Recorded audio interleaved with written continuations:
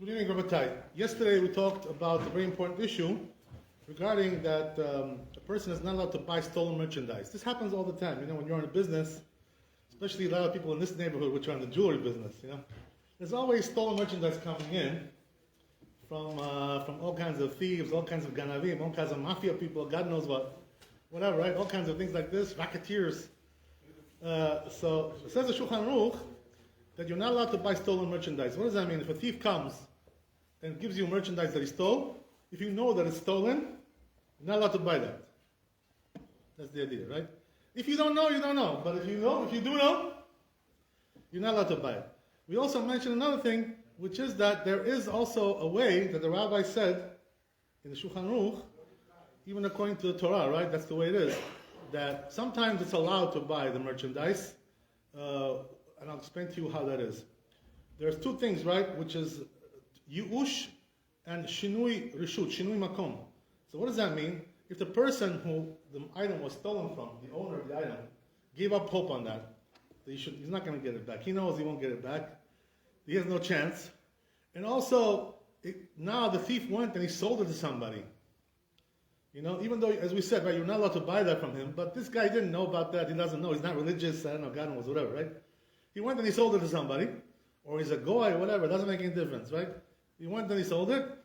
So once he sells it, what happens is that item now leaves the possession of the owner. It goes out of his possession. Because we have two things, right? We have Yush, giving up hope, and the second one is also Shinui Rishut, that is going out to different ownership. So once that happens, that item anymore does not belong to the owner. That's it. Now it's gone. Yeah, but what's happening if there's a simanim and after a few months, a few years, you see his diamond, let's say, you see his ring. Right, so the thing is like this, interesting, right? That in the Goyish world, if the police finds, the items, right? Let's say you give them a serial number, or something like that, and they found it, right? So if that happens, they'll give it back to you, But according to Torah law, once there was Yush and Shinui Rishut, you don't get that item back. So then what happens? The Ganav has to pay money. He has to pay money, not the item. The item, he keeps it. It's his already. What about if you don't have money? I'm sorry? If you don't have the money? Oh, he doesn't have the money, so then he's got to pay with his property, right? We got to take something from him. We're going to take his property, his nechasim. You know what I mean? Something from him. We're going to take for sure, right? From who? From the ganav, from the thief, right? That's the way it is. He doesn't have cash. If he doesn't have anything, it doesn't matter whether it's cash or something which is worth money. Same thing, right? You got to pay whatever you got. You got to pay. If he doesn't have. By the way, there's a fundamental question though. What he's asking, you know what it is? The fundamental question is, if somebody owes you money and they don't have what to pay, let's say they don't have nechasim, they don't have any land, they have no real estate, and they also have no money, no cash. And also they have nothing to pay with, zero, right? Poor guy, hataki, He has nothing. He has nothing. Yeah, nothing. So in a case like that, what do we do? You keep it. So the answer is that there's nothing we can do. You keep what you sold. So the truth is, that what we do is like this, though. That we wait, Now the guy has no money, right? But if he makes money in the future, we're going to take it from him then. You know what I mean? If he acquires something, if he acquires a piece of land or whatever, he got this, he got that, he got inheritance, he inherited money from his uncle, right? Biza, so we're going to take from him that. So you say, Mikhail, that if somebody steals something, Yeah. and we know that he steals, Right. we are not supposed to buy from him. Right. What about if he steals Sefer Torah? Oh. Well, the whole thing is that when you're buying Sefer Torah, right? You should buy it because of pidyon, not because of Ransom. Right, ransom. It's ransom, exactly. That's what it is. That's a different thing. You're being podeh, the Sefer Torah. Just like a person. Let's say he was kidnapped, right, taken hostage. So you're buying him back because you have to do pidyon. You have to redeem him, right? That's a different thing, a little bit different. There's also rules about that, by the way. You know what they say, right? If Avi, can you chill out a little bit? Thank you. He's excited today. He must have had a lot of Wheaties today, a lot of cereal today. Okay. God bless. So, anyway, right, as we said, that once that item is stolen, what happens is that now he has to pay the cash, the guy, right? So now the question is like this. Okay, so the guy stole it, he sold it to somebody, finished, Gamarnu. So now the question is, what about, can I now buy from the guy who bought it, not from the ganav, I'm buying from the guy who bought it already. You know, so this is allowed to do. I'll tell you why. Why is that? Because the whole point is like this. The reason why the Chachamim said don't buy from ganav is because mesayeh ovre of avera. You're helping the sinners, you know. So what's going to be is if you buy from him the stolen merchandise, he's going to go and steal more, and then you're giving him more business like that. That's the whole thing, you know. So we don't want to give him business. That's the whole point. So what do? In order to avoid that, we don't want to buy from him nothing, right? But what about if you already sold it? So now, right, it's not really helping anymore the ganav. Why? Because it's already sold. That's it. You know, it's finished. So here, once you already sold it and there was yi'ush, so now you're allowed to buy that item. So, you know, that's already something else. It's a different issue. Because over there, you're not helping the ganav. Because the ganav already sold it. You know, so that's not helping him anymore to sell to somebody else afterwards. The ganav is not getting any hana from that. So let's say if they bring to 47th Street, right, the jewelry and diamonds. Happens all the time. So if I go to 47 and I buy it, it's not a problem. I'm sorry? So if you buy stolen merchandise that was already sold a few times, you know, not a problem anymore. It's Yush and Shinui Rashut. Right? That's the idea. Yeah. Happens all the time, these kinds of things. Yeah. If you let's say somebody stole this phone from you, Uh-huh. let's say somebody stole from me $10. Okay? Not $10. He bought something for me. It's like accomplice. If I help you to sell to the thief to sell something. Yeah, I mean, we don't really call that accomplice, you know, because he wasn't involved in the gneva itself, in the theft itself. You know what I mean? That's something else. That's a little bit different. That would be more directly a problem, you know, like you participated in the gneva, you know. There, you're also ganav. You're also ganav yourself. That's something else, you know. That's a different thing. Okay, whatever. That's a different story. But another interesting thing which I want to mention is like this, right? That sometimes what happens is, as we said, the ganav steals, and then, as we said, right, that he sold it to somebody, or whatever it is, right? So now, what happens is sometimes that they find out, right, that the guy, after the guy bought it, they found out that the thing was stolen. It turned out, somebody caught him, the police came, whatever, something, boom, boom, boom, boom. So the question is now like this, what do we do now? Who has to pay who now, right? Because it already changed hands twice, this item, right? It went from the owner to the ganav, and then from the ganav to the lakuach, to the buyer. So who's going to pay to who? Now that this guy has the item in his hands, so as we said, right, that if there was yush, if he already gave up hope, the owner to get that back, so what we say is now that the item stays with the buyer. So what's going to be? What's going to be if that's the case? What's going to be is that the buyer is going to keep that item, whatever it is, right? He's going to keep it. That's his. So then who's going to pay who over here? That's the question, right? So here's the thing, right? Here's the thing. Now, we can't, the rabbis made a special, according to the Torah law, it should be, right, that the buyer has to pay the owner the money. Because he paid to the wrong guy, he paid to the ganav. So you paid to the ganav, you know what I mean? But he wasn't the owner, so your payment went to Azazel, went to the Yamamelach. It went to the sea, you threw it into the ocean. That's the thing, right? So therefore, you didn't really pay for it. So now, according to Torah law, it should be, you got to pay again now to the owner, the money, and then you're going to go and sue the ganav for the money, to get it back from him. Because he took the money it was gezel what he did. He tricked you, right? That's the thing. That's the way it should be according to Torah law. But the rabbis came over here and made takana. Made an enactment. What's the reason why? Because they're afraid, that if you do it like this way, you can imagine how frustrated, right, the buyer is now. The buyer, right? He says, I went to the store, I bought a piece of jewelry. Now they tell me it's stolen, I have to pay twice now. and go sue this guy in court. It's going to take me half a year to get my money back. Ay, bye-bye. So you know what's going to be? If people have to go through this, nobody's going to want to buy nothing anymore. It's a shuk is going to be a problem, Buying and selling is going to be a problem. It's going to be, people are afraid to buy nothing because they say, oh, maybe it's stolen. Oh, maybe I'm going to get ripped off again like this. That happened to me last time, 2 years ago. So nobody's going to buy from nobody. The whole economy is destroyed, right? The kalkala is destroyed like that. You understand? The rabbis realized that. The economy can't function like that. So you know what they did? The rabbis made a takana over here. There has to be a different way in order to solve this problem. Even though it makes a problem for somebody else, it does. But nevertheless, it's preferred to do this way in order to keep the economy going. So what do they say?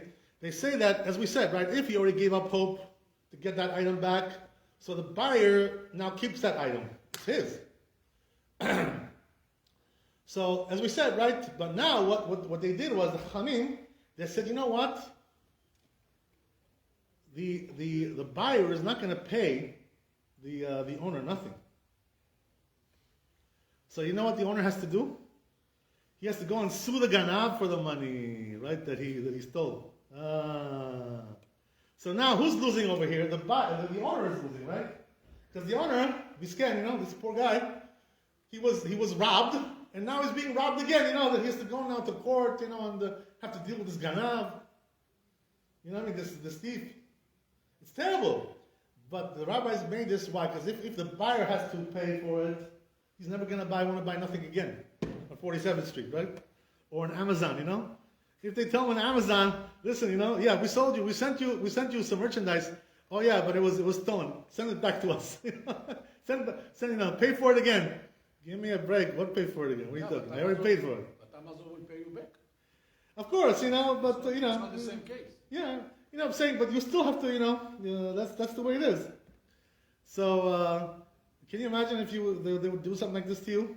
Amazon is, because you know what it is? I'll tell you something. That's a smart thing about the American economy.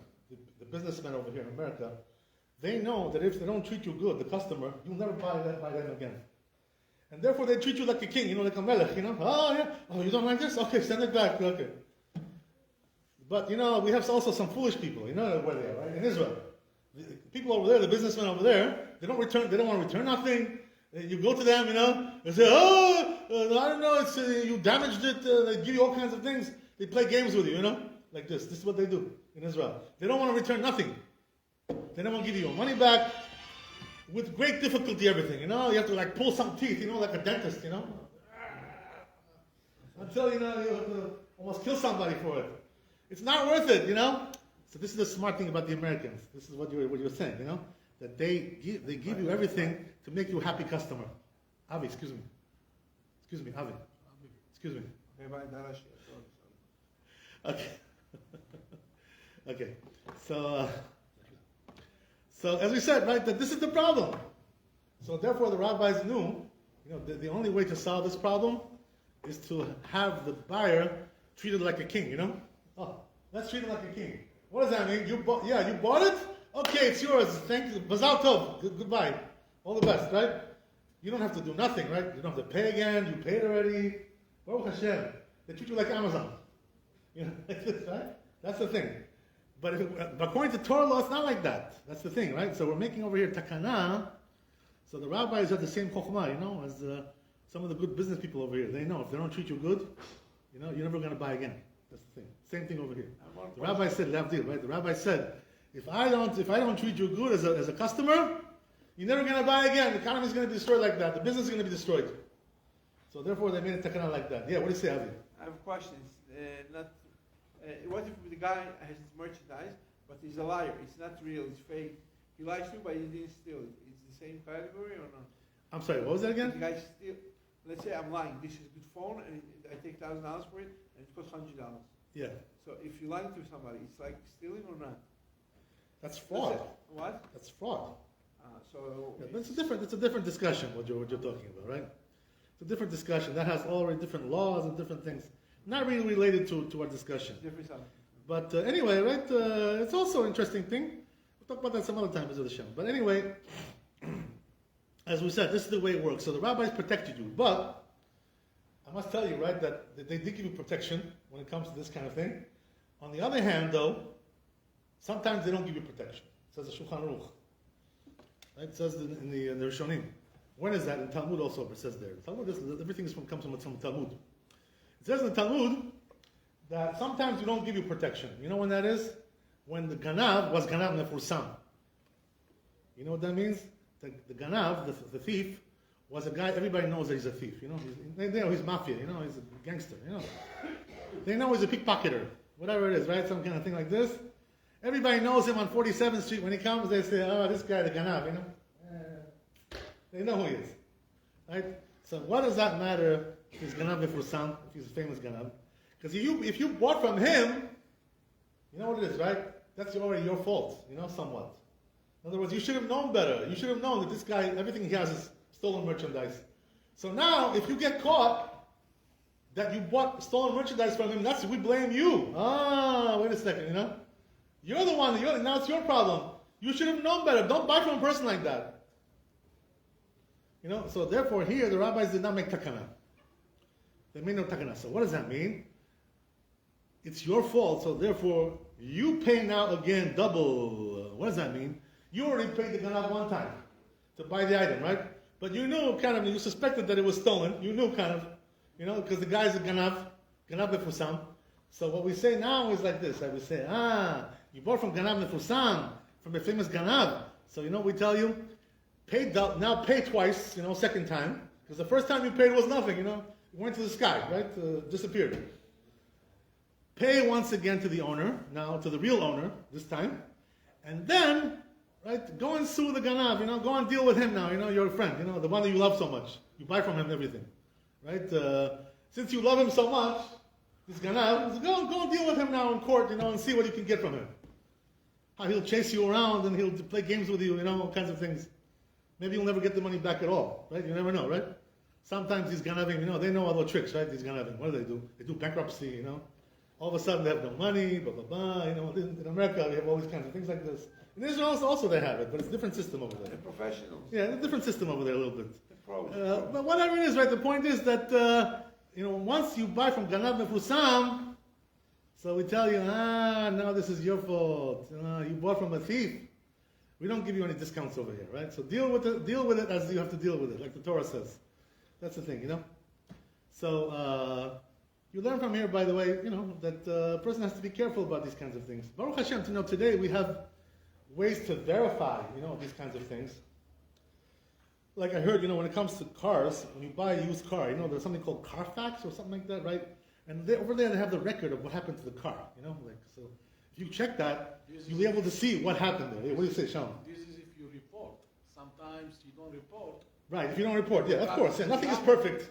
Nothing is perfect. En davar mushlam, blah, blah, blah. You're right, of course, right? Sometimes you can cheat on everything, whatever it may be. You can get around everything. But the point is, that it's good that they keep records. Because this gives you, more of an idea of what's going on with the car, with the items, whatever it is, right? And this way a person can make a more, informed decision. But once a person, gets, another interesting thing I want to tell you, we don't have much time, but that, as we said, right, according to Torah law, when a person is mityaesh, he gives up hope to get his item back.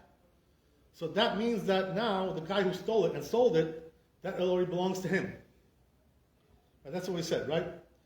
But let me ask you a question, right? Do the Goyim recognize this law about Yu'ush, about giving up hope? They don't. Right? They don't have such a law like this. They don't believe in it. So what's enough kamina? What's the practical issue here? The practical issue is like this, right?